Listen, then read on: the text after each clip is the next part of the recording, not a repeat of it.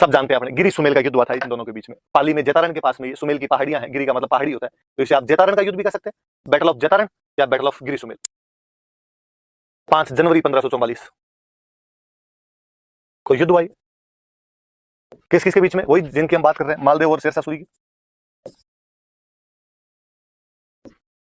मालदेव और शेरशाह सूरी के बीच में मैंने अभी बता दिया। शेरशाह सूरी की तरफ एक तो बीकानेर वाला कौन गया हुआ है? कल्याणमल।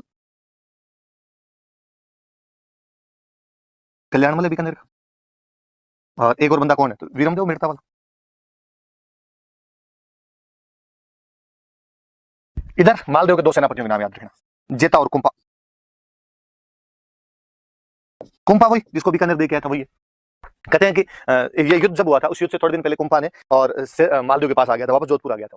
और मालदेव ने उससे पूछा कि भाई तू वापस जोधपुर क्यों आ गया? तो उसने कहा कि साहब ये हुआ, मैं वापस तो इसलिए आ गया हूँ क्योंकि वहां बीकानेर में मेरा मन नहीं लगता, बीकानेर में मेरा जी नहीं लग रहा है, इसलिए मैं वापस आ गया, मैं यहीं आपके साथ रहना चाहता हूँ। और फिर मैंने उसने कहा, मैंने सुना है कि उधर से शेरशाह सूरी हमला करने वाला जोधपुर पे, और मेरे पैतृक राज्य पे कोई हमला करे तो मैं बीकानेर बैठा रहूँ, ये तो बात गलत है। तो मैं तो यहाँ जोधपुर में आपके साथ रहूंगा और आपके साथ में लड़ूंगा।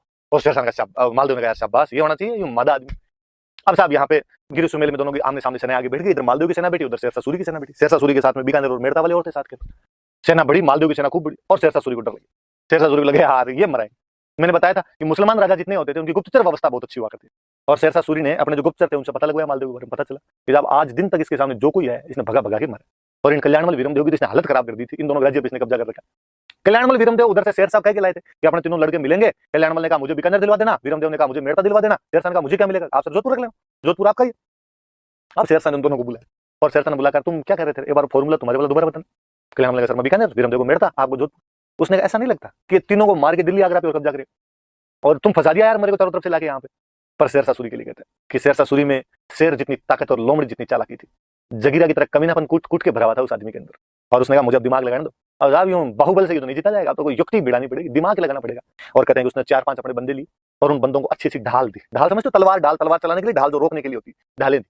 का व्यापारी बनो और व्यापारी बन के जहां मालदेव के कैंप लगे उन कैंपों के अंदर जाओ, ये ढालें बेच के आओ, और साथ के अंदर ये मेरी 2 एक पर्चियां ये वहां पे गिरा के आ जाना, उनका सब ठीक कर देंगे। और अगर डाउट नहीं होना चाहिए, पर्ची ऐसी जगह गिरनी चाहिए जहां मालदेव को दिख जाए और ये भी नहीं पता चलेगा आपने डालूंगा, पक्का ही पता नहीं चलने देंगे।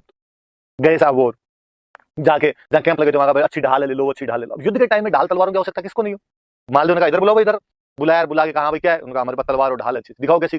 उन दिखाई, वास्तव में अच्छी थी ढाल और तलवार। उसने अपने सारे सेनापति बुलाए, जेता, कुंपा, बाकी जीते और सबको बुलाए और कहा भाई देखो ढाल तलवार की जरूरत सबको पड़ेगी, तो क्यों ना आप इसे ढाल तलवार खरीद लो। और सबको दिलवा दी, किसी ने कहा 100 दिलवाओ, 200 दिलवाओ, 400 दिलवाओ, सबको दिलवा दी। पेमेंट किया मालदेव ने उनका। सारे सेनापति अपने अपनी ढालें तलवारें लेके कैंप के अंदर चले गए। वो व्यापारी उठ के चले गए और उठने से पहले उन्होंने वो 2 पर्चियां वहां पे डाल दी। और जब उठ के चले गए तो मालदेव ने देखा यार ये पर्चियां कहां से आई, ये तो पहले तो नहीं। मालदेव ने पर्चियां उठा के देखी, पर्चियों के अंदर जैसे लिखा हुआ था कि जैसे पर्चियां यूं थी कि शेरशाह सूरी ने पर्चियां जेता कुंपा के लिए भेजी है, पर गलती से उनसे यहां गिर गई। और उन पर्चियों के अंदर लिखा हुआ था जेता कुंपा की तरफ से कि शेरशाह सूरी तुम चिंता मत करो, कल जैसे ही मालदेव युद्ध के अंदर आएगा हम मालदेव को पकड़ेंगे और मालदेव को पकड़ के तुम्हें सौंप देंगे। कि जेता कुंपा ने लेटर उसको लिखे ऐसे भेजे थे और शेरशाह ने वापस लिखे भेजा कि हाँ ठीक है अपनी डील पक्की, और मैं जीत गया तो बाद में तुम्हें मारवाड़ का राजा बना दूंगा। अब मालदेव ने जैसे ही पर्चियां पढ़ी उसका दिमाग खराब, उसको लगा कि यार नमक हरामी हो रही है अपने साथ में, तो अपने लोग अपने खिलाफ। और उसने अपने बाकी सामान, जेता कुंपा को छोड़ के जो बाकी सामान थे उनको बुलाया, उनको कहा कि गो बैक, वापस चलो। उसने सोचा जब यार लड़के मरना ही है तो मैं यहाँ गिरी सुमेल में नहीं लड़ूंगा, तो मैं वापस जोधपुर जाके लड़ूंगा। एक बात और लो बीच, कहते हैं कि जब शेरशाह की सेना आने के समाचार मिले थे भाई शेरशाह की सेना लड़ने के लिए आ रही है, तो मालदेव ने वहां बैठ के कहा था भाई आपने कहां युद्ध लड़े? तो जेता कुंपा ने कहा था कि युद्ध गिरी सुमेल के पास लड़ा जाए। क्यों? तो उन्होंने कहा वो ये जेतारन वाली जगह जेता के नाम से ही है, तो उसने कहा वो वाली जमीन हमारी है और वहां पर हम व्यवस्था अच्छी कर देंगे, खाने पीने के हथियारों की सब व्यवस्था हम अच्छी कर देंगे। तो मालदेव के दिमाग में आया अच्छा जेता उस दिन कह रहा था कि उस जमीन पर मैं व्यवस्था अच्छी कर दूंगा, तो व्यवस्था ये है कि मुझे पकड़ के शेरशाह को सौंप दो। और ये कुंपा, मैं इसको बीकानेर छोड़ के आया था, मैंने इसको कहा था तू वापस क्यों आ गया? तो इसने कहा मैं शेरशाह सूरी के खिलाफ लड़ना चाहता हूं, आपको साथ देना चाहता हूं। नहीं नहीं, इनकी तो प्लानिंग भाइयों भाइयों की है दूसरी। और उसने अपने बाकी सबको कहा ये देखो साहब ये नमक हरामी है, इन्होंने हमारे साथ में धोखाधड़ी की है, बिट्रेल किया है और अपने को वापस यहाँ से चलना चाहिए। बाकी सारे सामान चले गए। जेता कुंपा ने खूब सौगने का, उन्होंने कहा तू कहे उसकी सौगने, और हमने ऐसा नहीं किया, राइटिंग चेक कर ले यार हमारे साइन नहीं है ये। पर अब मालदेव नहीं माना तो नहीं माना, तो और अब बाकी सारी जनता, बाकी सारे सामान वो यूं थू थू करे और वो जेता कुंपा की तरह, अरे यार कोई अपने देश के साथ गद्दारी कर सकता है ऐसे, कोई अपने राजा के साथ ऐसे धोखाधड़ी कर सकता है, और तुम्हें तो डूब मरना चाहिए वैसी बातें कर। जेता कुंपा को ये बातें बड़ी चुभी और उन्होंने कहा कि ठीक है, जब हमारे पर इतना बड़ा क्लेम किया आपने, इतना बड़ा आरोप लगा दिया हमें, तो कल हम लड़े। केवल 12,000 फौजी उनके पास में थे और दूसरे दिनों 12,000 फौजी शेरशाह सूरी की 80,000 की फौज से लड़े थे। क्या बेहतरीन युद्ध लड़ा उन लोगों ने, शेरशाह सूरी की सेना के छक्के छुड़ा दिए थे उन्होंने। पर कहते हैं मुस्लिम राजाओं में एक अच्छी विशेषता और थी कि मुस्लिम राजा हमेशा रिजर्व आर्मी रखा करते थे, एक आर्मी पीछे और रखते थे, जबकि अपने यहाँ के जो राजा थे वो अपनी पूरी की पूरी आर्मी एक साथ झोंक दिया करते थे। शेरशाह सूरी की जो रिजर्व आर्मी थी उसका सेनापति था जलाल खान जलवानी। वो अचानक पीछे से आ गया, जलाल खान जलवानी वो सेना लेके आ जाता है। अब देखो भाई, एक तो एकदम फ्रेश सेना है युद्ध के अंदर, एक पहले से लड़ रही हो तो लड़े हुए थके हुए होते हैं, फ्रेश आती है वो ढंग से लड़ पाते हैं। जलाल खान जलवानी वाली जो बटालियन आई थी उसने बहुत ढंग से बाद में लड़ाई की और जेता और कुंपा अपने 12,000 साथियों के साथ उस युद्ध के अंदर लड़ते हुए मारे गए थे। लेकिन वो अपना नाम इतिहास के अंदर अमिट कर गए कि केवल 12,000 योद्धा अपना कलंक उतारने के लिए उस 80,000 की फौज से लड़ गए थे और एक बार तो लगभग लगभग युद्ध जीत गए थे।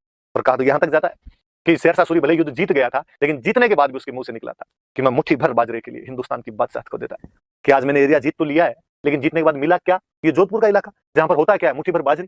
यदि हार जाता तो यार दिल्ली और आगरा जो मेरी हिंदुस्तान की बादशाह है उस पर भी ये लोग कब्जा कर लेते। तो याद रखना कि किस युद्ध के बाद में ऐसा कहा गया था कि मैं मुट्ठी भर बाजरे के लिए हिंदुस्तान की बादशाह खो देता, तो गिरी सुमेल के युद्ध के बाद में, जैतारण के युद्ध के बाद में, जो 5 जनवरी 1544 को मालदेव के पीछे हटने के बाद उसके 2 सेनापतियों जैता और कुंपा की मात्र 12,000 की फौज ने शेरशाह सूरी की विशाल 80,000 की फौज के साथ में युद्ध किया था। तो ये सारी बातें भाई याद रखना। कौन टुकड़ी लेके आया पीछे, इसका नाम याद रखना, जलाल खान जलवानी टुकड़ी लेके आ गया था। ये अपना गिरी सुमेल का युद्ध है या जैतारण का युद्ध शेरशाह सूरी के साथ। फिर तो स्टेटमेंट वही लिखा है, for a handful of millets I would have lost the empire of Hindustan. एक मुट्ठी बाजरे के लिए मैं हिंदुस्तान की बादशाह खो देता। किसने कहा था? तो ध्यान रखना, शेरशाह सूरी का स्टेटमेंट है। कौन से युद्ध के बाद का स्टेटमेंट है? गिरी सुमेल के युद्ध के बाद का स्टेटमेंट है। तो ये बात याद रखना वाली बात।